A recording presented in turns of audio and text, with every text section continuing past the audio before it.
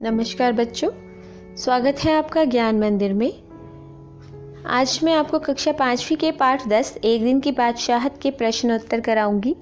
इससे पहली वाली वीडियो में मैंने आपको यह पाठ समझाया था। आज हम इसके प्रश्नोत्तर पर चर्चा करेंगे। प्रश्न 1, अब्बा ने क्या सोचकर बच्चों की बात मान ली? उत्तर, उन्होंने सोचा कि बच्चों की बात कभी कभी मान लेनी चाहिए। उन्हें जिज्ञासा भी थी कि देखिए बच्चे क्या करते हैं। प्रश्न 2, वह एक दिन सुबह बहुत अनोखी थी जब बच्चों को बड़े के अधिकार मिल गए थे। वह दिन बीत जाने पर इन्होंने क्या सोचा होगा? आरिफ ने, अम्मी ने, दादी ने? उत्तर, आरिफ ने सोचा होगा कितना अच्छा होता अगर रोज़ ऐसा ही दिन होता, फिर उसे मज़ा ही मज़ा आता। अम्मी ने सोचा होगा कि बच्चों की मर्ज़ी भी सुननी चाहिए, उन पर हमेशा पाबंदियां नहीं लगानी चाहिए।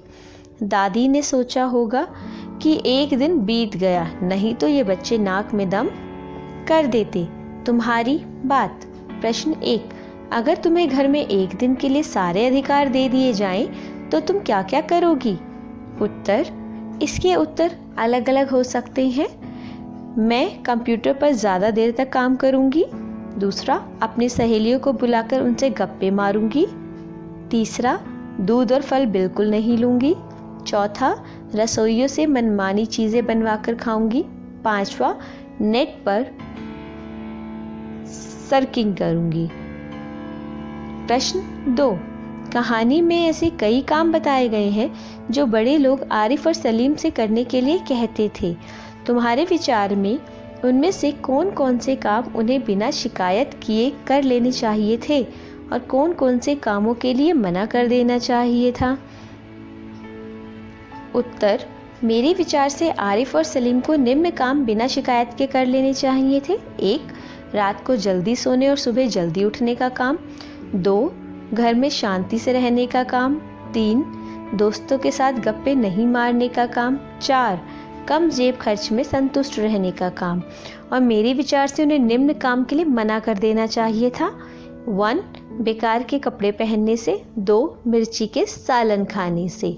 तरकीब, दोनों घंटों बैठकर इन पाबंदियों से बच निकलने की तरकीबें सोचा करते थे। तुम्हारे विचार से वे कौन कौन सी तरकीबें सोचते होंगे? कौन सी तरकीबें से उनकी इच्छा पूरी हो गई थी? क्या तुम उन दोनों को इन तरकीब से भी अच्छी तरकीब सुझा सकते हो? उत्तर, घर के बड़े लोगों को कैसे समझाया जाए जिससे कि वे उन पर अपनी इतनी अधिक पाबंदियां नहीं लगाएं। नंबर 2, उन्हें अब्बा से दरख्वास्त पेश की कि एक दिन उन्हें बड़ों के सारे अधिकार दे दिए जाएं और सब बड़े छोटे बन जाएं। नंबर 3, उन दोनों ने जो तरकीब अपनाई वह सबसे अच्छी थी। इस तरकीब ने बड़ों को इस बात का एहसास दिला दिया कि समय पर बच्चों को निर्देश देते रहना अच्छी बात नहीं, उन्हें भी थोड़ी आज़ादी चाहिए होती है। अधिकारों की बात। आज तो उनके सारे अधिकार छीने जा चुके हैं। 1, अम्मी के अधिकार किसने छीन लिए थे? आरिफ और सलीम ने अम्मी के अधिकार छीन लिए थे। 2, क्या उन्हें अम्मी के अधिकार छीनने चाहिए थे? उत्तर, कायदे से तो उन्हें अम्मी के अधिकार नहीं छीनने चाहिए थे, लेकिन उन्होंने ऐसा इसलिए किया था क्योंकि वे इस बात से काफ़ी परेशान हो चुके थे कि उन्हें अपनी मर्जी से कुछ भी कार्य करने की इजाज़त नहीं थी। 3, उन्होंने अम्मी के कौन कौन से अधिकार छीने होंगे? उत्तर, उन्होंने अम्मी के निम्न अधिकार छीने होंगे: डांटने का अधिकार, पाबंदियां लगाने का अधिकार और अपना मनपसंद भोजन बनवाने का अधिकार। बादशाहत। प्रश्न 1, बादशाहत क्या होती है? चर्चा कीजिए। उत्तर, बादशाहत शब्द बादशाह से बना है। इसका अर्थ होता है बादशाह द्वारा अपने राज्य में अपनी मर्जी के अनुसार हुकूमत चलाना। प्रश्न 2, तुम्हारे विचार से इस कहानी का नाम एक दिन की बादशाहत क्यों रखा गया? तुम भी अपने मन में सोचकर इस कहानी को कोई और शीर्षक दो। उत्तर, ऐसा शीर्षक इसलिए रखा गया क्योंकि आरिफ और सलीम एक दिन के लिए बादशाह की तरह अपनी मर्जी से घर का शासन चलाना चाहते थे। वे घर के सभी सदस्यों को आदेश देते हैं, उन्हें क्या करना है, क्या पहनना है, क्या खाना है आदि निर्देश देते हैं। इस कहानी का दूसरा शीर्षक हो सकता है बच्चों की हुकूमत या अन्य और भी शीर्षक हो सकते हैं जो आप देना चाहें। प्रश्न 3, कहानी में उस दिन बच्चों को सारे बड़ों वाले काम करने पड़े थे। ऐसे में कौन एक दिन का असली बादशाह बन गया था? उत्तर, आरिफ और सलीम एक दिन के असली बादशाह बन गए थे। तरमाल, रोज़ की तरह आज वह तरमाल अपने लिए न रख सकती थी। कहानी में किन किन चीज़ों को तरमाल कहा गया है? अंडे और मक्खन को तरमाल कहा गया है। 2, इन चीज़ों के अलावा किन किन चीज़ों को तरमाल कहा जा सकता है? उत्तर, हलवा, पूरी, मालपुआ आदि को तरमाल कहा जा सकता है।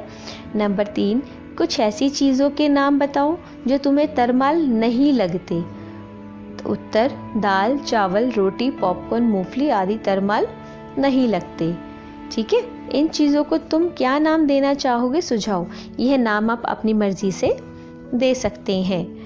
मनपसंद कपड़े। प्रश्न 2, कौन कौन सी चीज़ें तुम्हें बिल्कुल बेकार लगती हैं? उत्तर, पहनने की चीज़ें, कुर्ता पजामा बेकार लगता है। ख, खाने पीने की चीज़ों में रोटी, दलिया, हरी सब्जियां, अनानास बेकार लगता है। ग, करने के काम में कौन कौन सा बेकार लगता है? कपड़े साफ करना, जूते पॉलिश करना आदि। खेल, खेल में आप कोई भी लिख सकते हैं, मैंने यहाँ लिखे हैं कबड्डी और पतंगबाजी। हल्का, भारी, इतनी भारी साड़ी क्यों पहनी? यहाँ पर भारी साड़ी से क्या मतलब है? साड़ी का वज़न ज़्यादा था, साड़ी पर बड़े बड़े नमूने बने हुए थे, साड़ी पर बेल बूटों की कढ़ाई थी।